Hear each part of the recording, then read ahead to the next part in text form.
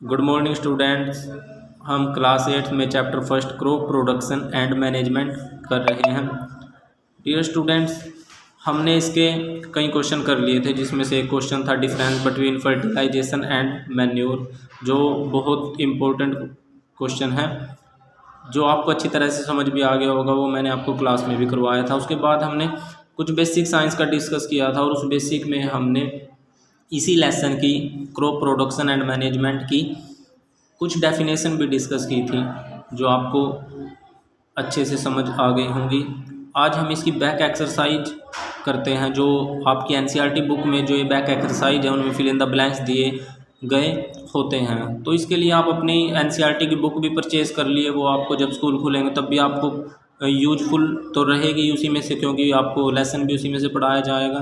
तो आप जल्दी से जल्दी हो सके तो अपनी एनसीईआरटी की जो साइंस की बुक है वो ज़रूर परचेज़ कर लिए। अब देखते हैं, इसमें फिल इन द ब्लैंक्स हैं और वो फिल करने हैं। इनमें कुछ हिंट दे रखे हैं हमें ऊपर की तरफ, ये हमें 4 फिल इन द ब्लैंक्स दे रखे हैं और ये 5 हिंट दे रखे हैं कि इनमें से कौन सा इनमें भरा जाएगा। तो देखते हैं इनको पढ़ के कि किसमें कौन सा सूटेबल फिट आता है।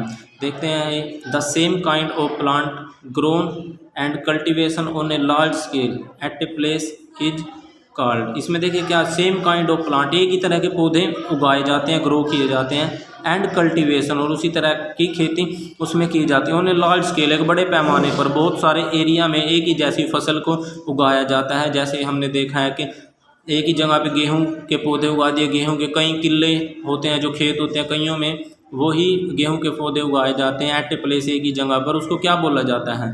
तो डियर स्टूडेंट, उसको क्या बोलते हैं? उसको बोला जाता है क्रॉप्स। क्या बोला जाता है?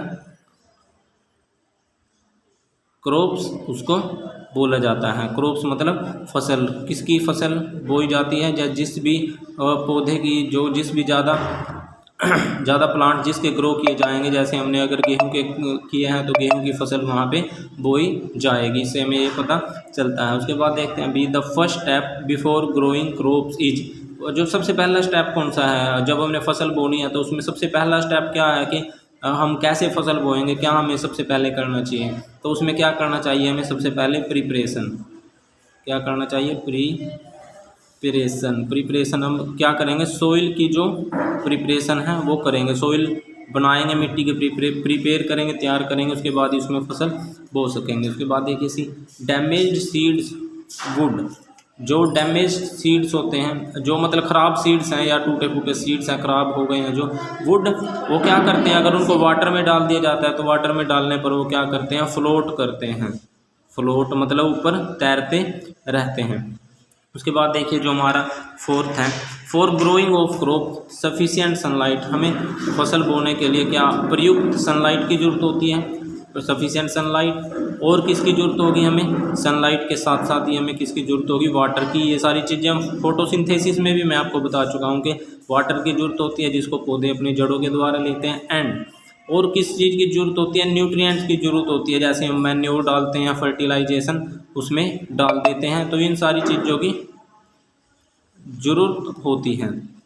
ठीक है, ये मैंने लिखा है NUTRIENTS। Nutrients from the soil are essential. इनकी उनको आवश्यकता होती है। तो डियर स्टूडेंट, ये जो बैक एक्सरसाइज है, ये फिल इन द ब्लैंक्स है, आपको अपनी नोटबुक में भी राइट करने हैं। Okay student.